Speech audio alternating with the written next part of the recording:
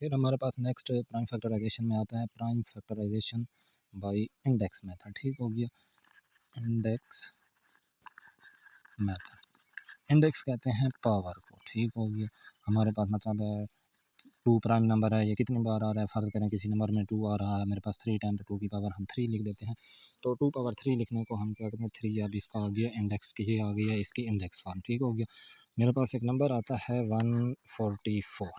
ठीक हो गया, अब 144 के प्राइम फैक्टराइजेशन अगर हम करें तो टू वाला इसके ऊपर 72 टाइम जा रहा है, फिर मज़ीद टू वाला इसके ऊपर 36 टाइम जा रहा है, फिर टू वाला इसके ऊपर 18 टाइम जा रहा है, फिर टू वाला इसके ऊपर 9 टाइम जा रहा है, फिर थ्री वाला इसके ऊपर 3 टाइम जा रहा है, फिर थ्री वाला इसके ऊपर 1 टाइम जा रहा है, तो लास्ट पे 1 बच गया है।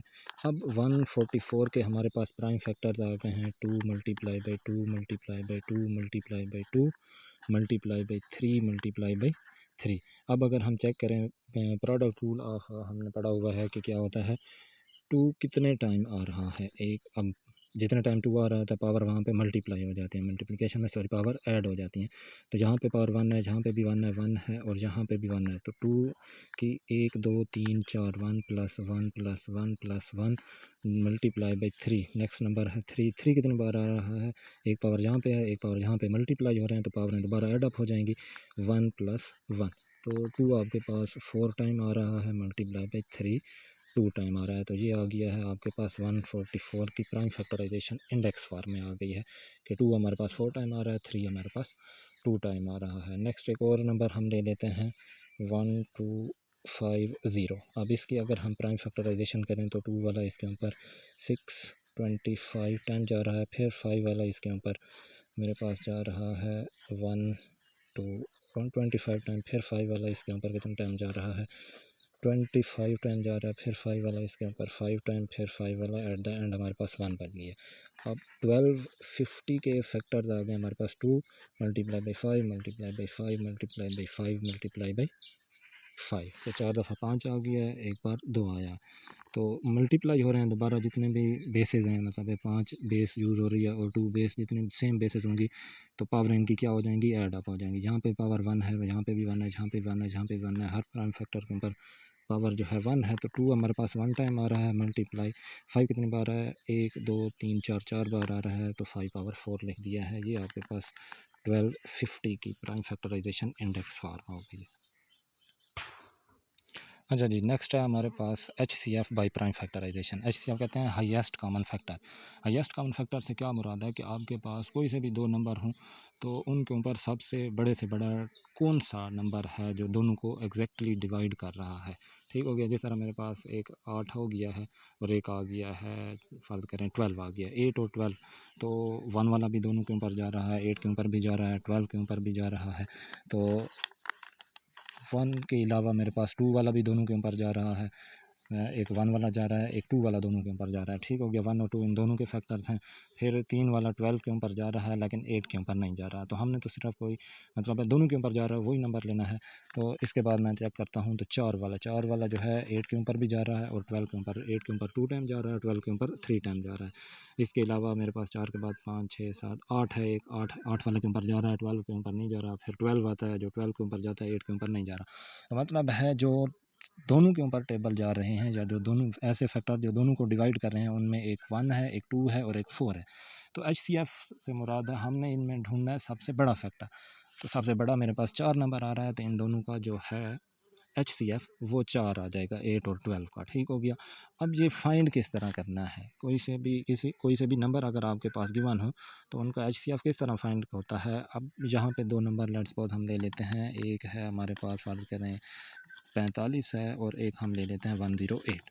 अब हम 45 और 108 के प्राइम फैक्टर्स फाइंड करेंगे। लेट्स सपोज 45 के प्राइम फैक्टर्स हमारे पास आ गए 5 3, ये आ गए हैं, मतलब 45 के हमारे पास प्राइम फैक्टर बन रहे हैं 5 मल्टीप्लाई बाई 3 मल्टीप्लाई बाई 3। दूसरा नंबर है हमारे पास 108। अब 108 के अगर प्राइम फैक्टर निकालें तो यहाँ पे 2 वाला 54 टाइम जा रहा है, फिर 2 वाला इसके ऊपर 27 टाइम जा रहा है, फिर 3 वाला इसके ऊपर 9 टाइम, फिर 3 वाला इसके ऊपर 3 टाइम, फिर 3 वाला एट 1 बज गया। तो 108 के जो फैक्टर बन रहे हैं वो है हमारे पास 2 multiply by 2 multiply by 3 multiply by 3 multiply by 3। तो अब 45 और 108 का अगर हमने फाइंड करना है HCF, तो HCF का जो फार्मूला होता है वो होता है कॉमन फैक्टर। कौन से फैक्टर? Common factors. तो अब इसमें हम चेक करते हैं हमारे पास कॉमन फैक्टर कौन कौन से हैं। 2 जो है 108 में 2 बार आ रहा है, 45 में नहीं है, 5 45 में है, 108 में कोई फैक्टर 5 का नहीं पड़ा हुआ। सिर्फ आपके पास 3 के 2 फैक्टर पड़े हुए हैं, 45 में भी और 108 में भी। एक ये रहा और दूसरा आपके पास ये रहा। तो HCF हमारे पास कॉमन फैक्टर होते हैं, एक पहला भी 3 है, दूसरा भी 3 है, तो 3 3 9। तो 45 और 108 का HCF आपके पास आ गया है 9। ठीक हो गया, ये है जी HCF। कि इस तरह आप प्राइम फैक्टराइजेशन से कोई भी नंबर होंगे उनके आपने प्राइम फैक्टर्स फाइंड करने हैं। प्राइम फैक्टर्स के बाद उनमें जो कॉमन फैक्टर होंगे उनको आपस में मल्टीप्लाई करके लिख देंगे, जो एट द एंड रिजल्ट आएगा वो हमारे पास क्या होगा? HCF कहलाएगा। ठीक हो गया। अगर इसी तरह कोई और नंबर ले लेते हैं, फ़र्ज़ करें मेरे पास एक 12 है, 12 के प्राइम फैक्टर 2 6, फिर 2 वाला इसके ऊपर 3 टाइम, फिर 3 वाला इसके ऊपर 1 टाइम। 12 के अलावा मैं एक और नंबर ले लेता हूँ, फ़र्ज़ करें 18 वाला 2 9 टाइम, फिर 3 टाइम, फिर 3 आपके पास 1 टाइम जा रहा है। ठीक हो गया। इस तरह एक और नंबर ले लेते हैं, फ़र्ज़ करें 30। अब 30 के प्राइम फैक्टर्स फाइंड करते हैं, तो ये 2 इसके ऊपर 15 टाइम जा रहा है, फिर 3 वाला इसके ऊपर 5 टाइम जा रहा है, फिर 5 वाला इसके ऊपर 1 टाइम जा रहा है। तो हमारे पास 12 के एक 12 था, एक 18 था, मैं नंबर पहले लिख देता हूँ, और दूसरा था 30। ठीक हो गया। 12 के हमारे पास फैक्टर आए थे 2 मल्टीप्लाई बाई 2 मल्टीप्लाई बाई 3। इसी तरह 18 के आए थे 2 मल्टीप्लाई बाई 3 मल्टीप्लाई बाई 3, और 30 के आए थे 2 मल्टीप्लाई बाई 3 मल्टीप्लाई बाई 5। ठीक हो गया। तो अब हमने क्या चीज़ फाइंड करनी है? इनका फाइंड करना था HCF। अब HCF अगर इनका हमने फाइंड करना है तो वो तो होते हैं कॉमन फैक्टर। अब इनमें कॉमन फैक्टर एक हमारे पास 2 यहाँ पे भी है, 18 में भी है और 30 में भी है। 2 के अलावा 3 पड़ा हुआ है, 12 में भी है, 18 में भी है और 30 में भी आ रहा है। ये 2 फैक्टर हैं, एक 2 है और एक है 3, जो दोनों में कॉमन आ रहा है। तो 2 3 6 हमारे पास क्या हो जाएगा? इसका HCF आ जाएगा इन नंबर्स का। HCF के बाद आता है LCM। LCM आता है LCM, लीस्ट कॉमन मल्टीपल। क्या चीज़ होती है? Least common multiple. अब लीस्ट कॉमन मल्टीपल से क्या मुराद है कि हमारे पास HCF तो होता था कि कोई बाहर से नंबर आता था जो इनको एग्जैक्टली डिविजिबल डिवाइड कर रहा होता था। ठीक हो गया कि ऐसा नंबर जो हाईएस्ट नंबर, ऐसा हाईएस्ट नंबर जो आपके पास गिवन नंबर्स को एग्जैक्टली डिवाइड कर रहा हो, उसे हम HCF कहते हैं। LCM क्या होता है कि हमारे पास ऐसा छोटे से छोटा नंबर जो जिसको ये वाले नंबर जो पड़े हुए हैं आपके पास गिवन नंबर होंगे, ये डिवाइड कर रहे होंगे, तो उसे हम क्या कहते हैं? LCM। तो किसी भी नंबर का बाई प्राइम फैक्टराइजेशन के थ्रू LCM फाइंड करने का तरीका क्या होता है? LCM में क्या होता है कि कॉमन फैक्टर सबसे पहले लिखा जाता है, कॉमन फैक्टर, और उसके बाद लिखे जाते हैं नॉन कॉमन फैक्टर्स। ठीक हो गया। कॉमन फैक्टर और नॉन कॉमन फैक्टर्स का जो प्रोडक्ट होता है वो आपके पास LCM होता है। अगर मैं यही वाले नंबर ले लूँ 12 18 और 30 में, तो इनका LCM हमारे पास, जिसका HCF हमने फाइंड किया था, उसमें कॉमन नंबर आपके पास आ रहे थे एक 2 और एक 3। ये थे इनके कॉमन फैक्टर। अब 2 और 3 के अलावा 12 में मेरे पास बच गया था नॉन कॉमन फैक्टर एक ये वाला 2। इसी तरह 18 में 2 और 3 तो हमने लिखे हुए हैं, ये कॉमन फैक्टर हैं। पीछे बच रहा है हमारे पास 3, तो हम जहाँ पे इसको 3 भी लिख देते हैं। इसी तरह 30 में अगर हमें 2 और 3 ऑलरेडी लिखे हुए हैं, पीछे बच रहा था हमारे पास 5 हमारे पास नॉन कॉमन फैक्टर है। तो अगर हम इनको मल्टीप्लाई करें तो ये बनेगा 2 3 6, फिर 2 3 6 36, और 36 मल्टीप्लाई बाई 5 करें तो ये आपके पास 0 180 बनेगा। ठीक हो गया। तो LCM 12 18 और 30 का आ जाएगा आपके पास 180। अब जी नेक्स्ट हमारे पास नंबर हैं 15 32 45 और 60।